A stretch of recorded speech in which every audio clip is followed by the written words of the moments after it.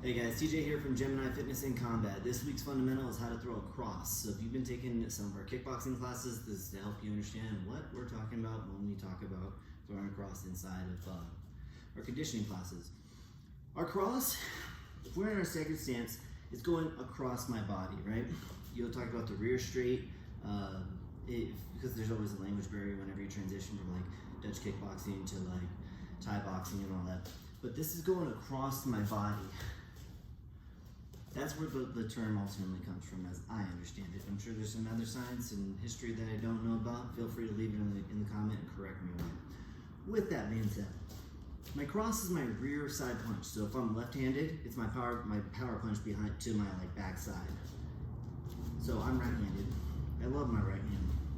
If I'm staggered and I'm sitting, rather, if it's a very narrow stance, very wide stance, I'm gonna be generating force from my rear side. Now, whenever I rotate, I'm gonna go and pop my heel, turn my knee slightly inward, rotate my hip, and pull my shoulder back. I wanna keep my chin down as I rotate this cross.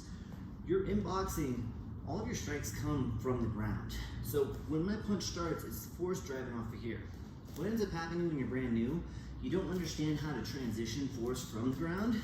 And so this is where the metaphor of like squish the bug. If I was gonna step on the bug and squish it, that's why they want you to open your hip kind of thing. That's where that comes from. If you see my elbow stays tight and I'm able to catch it at extension. I don't bring it towards my chin because I'm gonna lead with my pinky. If I start with my ear, I'm able to extend and rotate all the way out.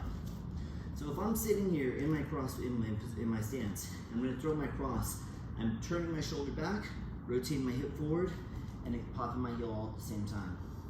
So if I'm on the bag, I rotate and extend right here. Now, if you ever want to check if you're throwing a good punch, you always want to see where your balance is. You should be able to drop into a good fundamental squat or a good fundamental lunge. So if I'm throwing a cross and I throw and I'm at extension, I should be able to drop into a good lunge.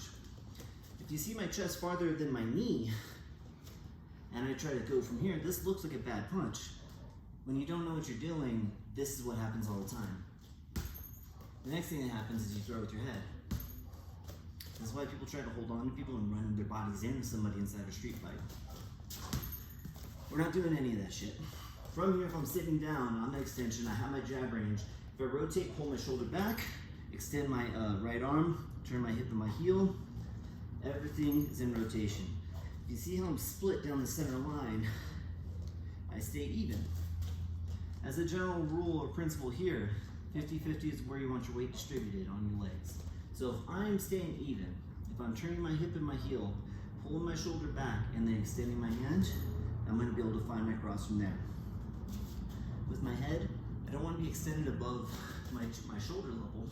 I want my chin down. If you're holding like a tennis ball underneath your chin, and you're hiding and pulling your shoulders forward and back at the same time, you're falling into that same position so that if you were to be countered on the outside of your right hand or your rear hand, you're gonna be able to defend yourself to some kind of degree. So from here, rotate and find your cross. Just like our jab, I wanna find something that is solid, that way it can't obstruct my body when I throw my cross. What ends up happening is people wanna cock it back and throw their punch. It's not a good punch, you can see it coming. This looks like a bad punch. It should rotate from your face straight forward and straight back. So here's my solid object. If I pick my elbow up, I'm going to hit the bag. If I rotate straight through, see how my elbow stays tight to my ribs, comes back to pointing towards my hip, comes back and glues to my cheek, and I never once brought it inside to rotate, which takes away from the power. Never cocked it back, which leaves you vulnerable. And this right here, you know what's more important? Is the punch that lands. Not how hard you hit, it's how many times you hit them. It's how you connect. So from this good solid fundamental stance, your peekaboo stance, if I rotate right through, my punch goes straight out and straight back in without flaring up. Also, again, being balanced, I'm still between both of my feet. If I start to point my head out to the outside just to throw the punch, it can be effective. There's ways to do it. For now, learn how to do this and come right back home. One last thing, crosses, and rear straights and all the various names that come into it. Sometimes it's a number system, you'll hear that. They'll call this a 2. A jab will be a 1, this will be a 2. So you hit them with the 1, 2, 1, 2. jab, cross. There's all kinds of variations that go in the numbers. You really have to work with your trainer on what they're talking about. There's not a strict number system across the board that associates, well, this is a 1, this is a 2. I'll tell you what, when I hold up my hand like this on my left hand and I'm just showing for jabs, I assume that's going to be 2 jabs, where I'll call out for 2 jabs. So it doesn't necessarily make my cross a number 2 every single time. You got to work with your trainer or whatever facility you're with to be on the same page for terminology. This is a problem across the board. Jiu-Jitsu, MMA, all that other stuff. It really comes down to the fundamental mechanics first, and then we can worry about names. That's all I got for today. This is this week's Fundamental. Like, share, subscribe, send it off to someone that might be able to use this. We have yoga coming up as well. We have all of our Jiu-Jitsu stuff as well. And then follow us on Brooklyn for classes. Thank you for your time.